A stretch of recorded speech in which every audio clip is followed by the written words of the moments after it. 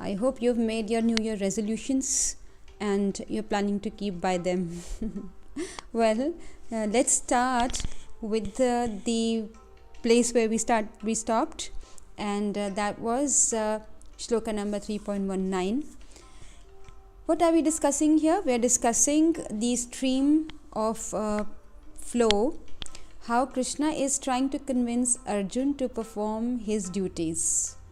The third chapter started with Arjun asking Krishna whether I should act or whether I should give up all action and take sannyas. So Krishna explained to him initially that taking sannyas is not an external thing, it's a thing of the mind. So if our mind is renounced, if our mind is not attached to the material things, you are literally a sannyasi even if you are living in the world. Then he explained that Karma Yoga is the best thing to do for a person in your position, because you are a householder, you are a kshatriya, you have duties to perform. So the best way to attain perfection is to do Karma Yoga. And then later Krishna said, okay, if you think you can't perform Karma Yoga, you are not up to that level, then you can do Karma Kand. Then later, as if reading Arjun's mind, Arjun might say, that I think I'm on that level and I think I'm even higher up. I probably am at the level of Gyan Yoga, which means my mind is renounced. I can give up. I can go to the forest. And, still I think I can manage to attain perfection by that path. But Krishna is now in this section, starting from shloka number 17, trying to convince Arjun that even if you are at the level of Jnana Yoga, even if you have that much siddhi, still you should carry on doing your work. And in the previous slok 3.19, Krishna said that if one keeps doing his duties without being attached to the fruits of his actions, then he can attain the supreme. And we also discussed what is supreme. For the devotees, supreme is coming face to face with the supreme personality of Godhead, that is Krishna, and attaining the service, direct service to his lotus feet. In this shloka, Arjun is being given an example by Krishna, because a good teacher always clarifies things by using examples. We might read a theory, a theoretical, say a hypothesis or a statement, but things don't become clear to us unless we are given an example probably from day-to-day life. So in this shlok, Krishna is giving an example as if Arjun is asking that Krishna is saying that by working and being unattached to the fruits of action, one can attain perfection and one can attain the supreme, that is. So, do you have any examples to corroborate what you are saying? So now Krishna is going to give that example. He is going to say, yes Arjun, I do have an example. So what is that example? That is shloka number 3.20. But before that, let's say our prayers to invite the blessings of our acharyas. Om Ajnanatimirandhasya Jnananjana Shalakaya Chakshurunmilitam Yena Tasmai Shri Guruve Namaha. Namo Om Vishnu Padaya Krishna Prishtaya Bhutale Srimate Bhaktivedanta Swamin Iti Namine. Namaste Saraswati Deve Gauravani Pracharine Nirvishesha Shunyavadi Paschatya Desha Tarine. Jai Shri Krishna Chaitanya Prabhu Nityananda Shri Advaita Gadadhar Shri Vas Adi Gaur Bhakta Vrinda. Hare Krishna Krishna Krishna Hare Hare Hare Rama Rama Rama Hare Hare. Let's not forget that ultimately the entire perfection lies in holy name. The holy name, the Hare Krishna Maha Mantra, is our path and the means, that is, as well as the end. That means it is our way to perfection of life. So let's keep chanting Hare Krishna Maha Mantra. So what does the shloka number 3.20 say? It says, Karmanaiva hi samsiddhim asthita janakadayah lokasangraham evapi sampashyan kartum arhasi. So Srila Prabhupada gives the translation. Kings such as Janak attained perfection solely by performance of prescribed duties. Therefore, just for the sake of educating the people in general, you should perform your work. So what is Lord Krishna's verdict? He is saying that just like kings like Janak Adi. Now Janak Adi here refers to the whole lineage of kings. Now this is to be understood that Janak is not the name of a single king. It is rather a title. It's a title given to all the kings who come in that lineage of Maharaj Janak. The Maharaj Janak we are all familiar with is the father of Mother Sita and the father-in-law of Lord Ram.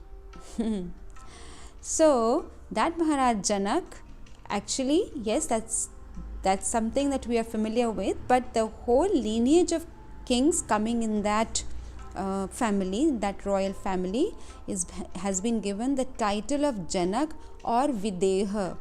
Actually, that lineage comes in the in the ancestry and descendant line of Maharaj Nimi. I don't know whether you have heard the name. Maharaj Nimi was a very great king. He was such a great king, a great devotee, a self-realized person, to an extent that he held the powers to curse Vashishta Muni. That means he had so much siddhi inside him that he could and did in fact curse Maharaj Vashishta Muni, that is. But why he did that is another story. However, it so happened that Vashishta Muni cursed him back, and both had to leave the bodies. Well, finally, later, things happened, like, Vashishta Muni came back again because he was a Siddhatma, and Maharaj Nimi, however, he was given this boon to exist as the demigod of the eyelids. We have discussed this earlier, no? That for every function of our body, there is a demigod who is helping us do it. And all these demigods are the agents of Lord Krishna. So there is a demigod for batting our eyelids. And who is that demigod? He is none other than Maharaj Nimi. And that is why the time taken for us to bat an eyelid is called 1 nimish. So that's a unit of time in the Vedic calculations.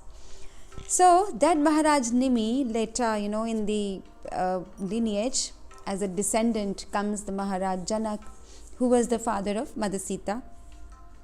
And what Srila Prabhupada is telling us in this purport is that kings like Janak were all self-realized souls. Consequently, they had no obligation to perform the prescribed duties in the Vedas. Now, we talked about this. The Vedas tell us our prescribed duties. Remember the section on the Yagyas? And in that section, we understood that the duties, what are our duties in the position that we are? This is told to us by the Vedas. So, Vedas give us a set of duties to perform while we are in this material world, and kings like Janak Maharaj had no obligation to perform them because he was already self-realized.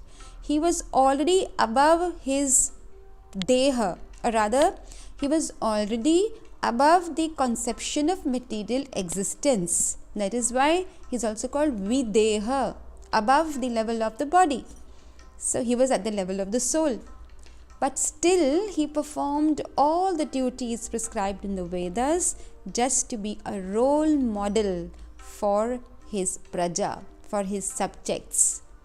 So that is why Krishna is saying, just like Maharaj Janak performed all those duties to be a role model for his subjects so that he could teach them what to do and what not to do, you, Arjun, also have a position of responsibility.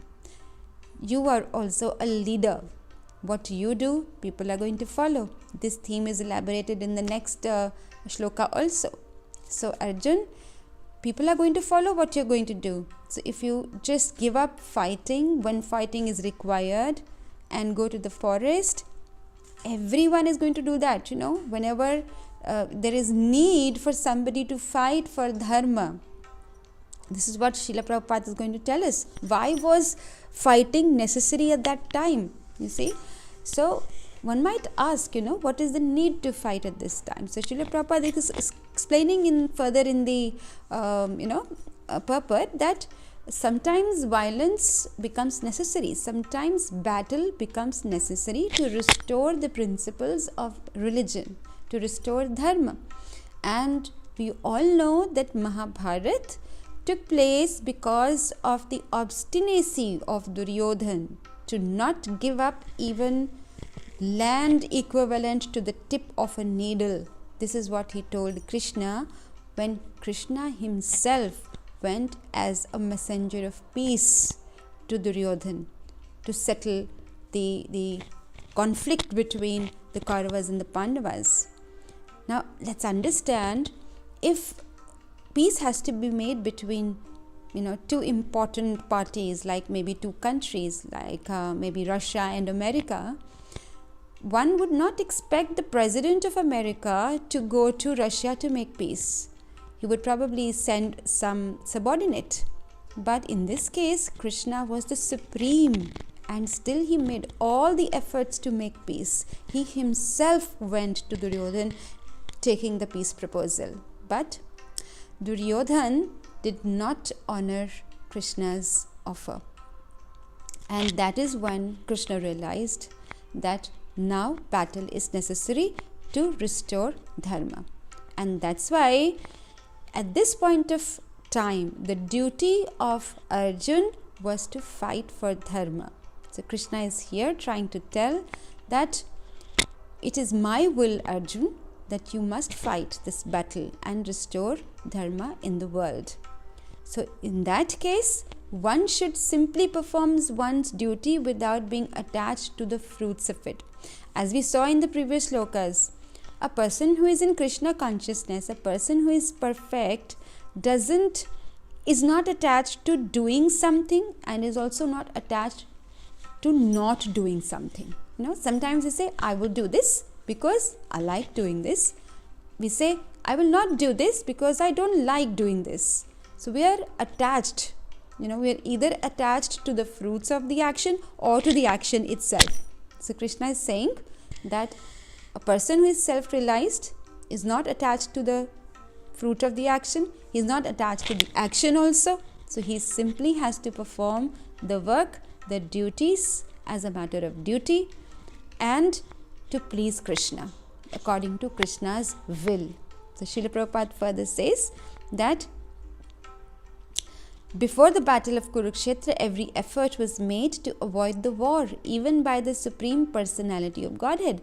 But the other party was determined to fight. So for such a right cause, there is a necessity for fighting. There might be a question, what is the necessity of fighting? Who says it's the duty of Arjun to fight right now? So here Srila Prabhupada is explaining why it is the duty of a Kshatriya to fight for the right cause. We say, we discussed this in the first chapter. Yes, it's an axiom that one must practice ahimsa, ahimsa parmo dharma, but also follows is, dharma hinsa tathaivacha. For dharma, if hinsa is necessary, if violence is necessary, so be it. That is what Srila Prabhupada is explaining to us. So, one who is situated in Krishna consciousness may not have any interest in the world. He still works to teach the public how to live and how to act. And people who are the leaders, who are in Krishna consciousness, act in such a way that people follow them. Now, to understand this by an example,